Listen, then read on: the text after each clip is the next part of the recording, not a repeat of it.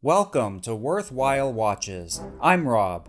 Today we're looking at the Hamilton Khaki Field Mechanical. This watch is often recommended to people looking for a good, affordable Swiss watch.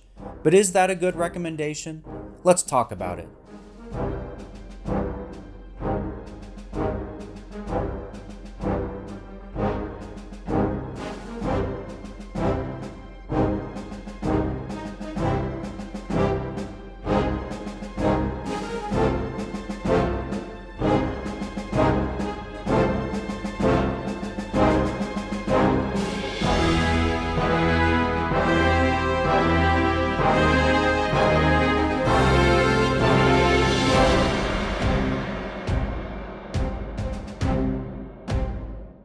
The Hamilton Watch Company's history goes all the way back to 1892, when the Lancaster, Pennsylvania-based Keystone Standard Watch Company was purchased after going bankrupt.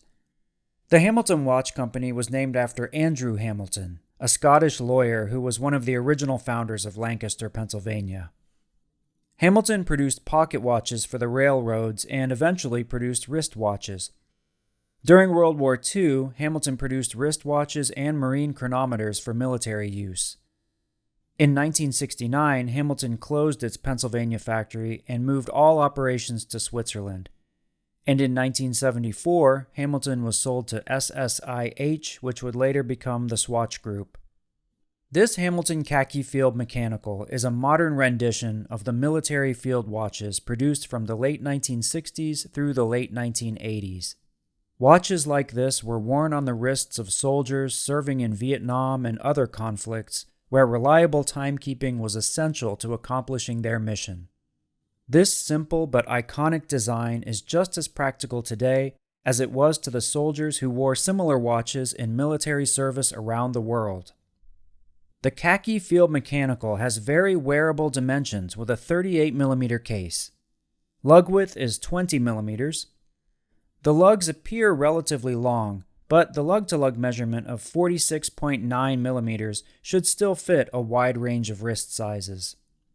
The 6.5mm unguarded crown offers good grip for winding and setting the watch, which is important considering this watch is manual winding only.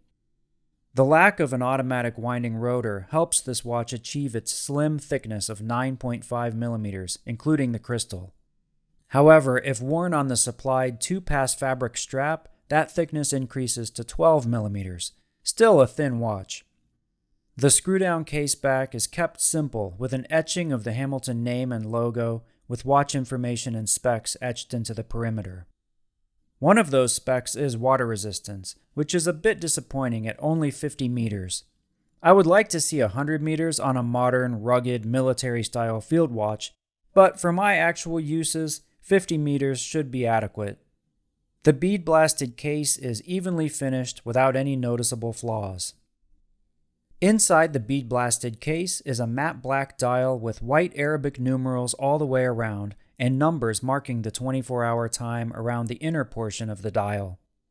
Loomed triangles appear at each 5-minute mark with white minute markers in between. The dial is simple and easily legible, but with 24 numbers filling the relatively small space, it doesn't appear sparse. I really enjoy the simplicity and toolish busyness that this dial manages to balance. The Hamilton text is quite small with no accompanying logo, and the syringe-like handset and arrow seconds hand complete the aesthetically pleasing yet all-business toolish design. This watch has a domed sapphire crystal that is said to have AR coating on the underside, but this crystal is quite reflective, though it hasn't been a real problem for me in actual use. This watch comes supplied with a textile NATO-style strap with leather-like keepers and reinforcements around the holes and the end of the strap. A stainless steel Hamilton-signed pin buckle secures the strap, which appears to be good quality and is reasonably comfortable to wear. I'm not a big fan of NATO-style straps, but this one is made of relatively thin material and doesn't require folding material back into the keepers, creating extra bulk. Still, I prefer to wear this watch on a leather strap, but I can also wear it on the supplied strap quite happily, which isn't always the case. There are drilled lugs in the case, making strap changes easier. The movement inside this watch is the H50, which is a hand-wound mechanical movement with hacking and an 80-hour power reserve. It runs at 21,600 vibrations per hour and is laser regulated and not intended to be regulated by the user. I've had a couple of these laser regulated movements, and they both ran very well within cost accuracy. But if you do have an issue, it won't necessarily be an easy fix. This movement winds smoothly with satisfying clicks. You do need to be careful not to overwind the movement. The hands move smoothly while setting, and the crown pulls out and pushes in easily. Lume performance of this watch is just okay. It starts out quite bright, but fades pretty steadily throughout this 20-minute time lapse.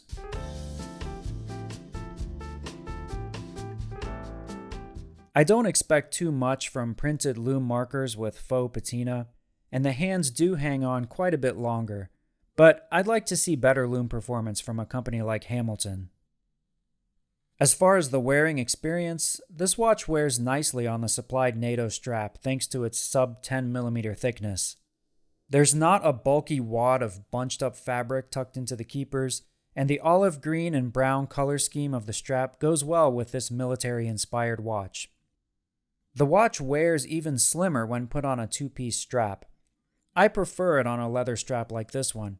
It wears slim, light, and comfortable.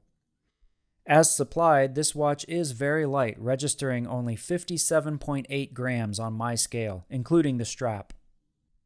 Reflections off the crystal could be an issue, but in use I find it pretty easy to read the time. Even if there is a bit of glare, tilting the angle a bit should allow for good visibility. Hamilton's asking price for this watch has been creeping up in recent years. It's currently just under $600 US.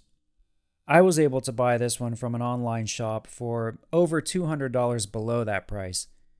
It seems these are currently going for around $400 to $450 on gray market sites, and I believe this watch is worthwhile if you can find it for a similar or lower price. At the full asking price, I would at least check out some alternatives, maybe Bulova or Marathon or something like that before jumping on the Hamilton right away. Overall, there's a lot to like about this Hamilton Khaki Field Mechanical. It's slim, light, well-made, accurate, and comfortable to wear. The only real negatives are the reflective crystal, the 50 meters of water resistance, the lackluster lume performance, and the retail price these days is maybe a little steeper than I'd like to see. But to get back to the question of whether this is a good recommendation for someone looking for a good, affordable Swiss watch, I'd say it is if they're looking for an authentic-looking military-style field watch from a company with real heritage and history behind it. If you're looking for that connection to history, a Hamilton Khaki Field watch might be just what you're looking for. But let me know what you think about these watches in the comments. Would you recommend something different? And with that, I'll say thank you for watching. I'd like to ask you to please consider liking and subscribing if you haven't done so.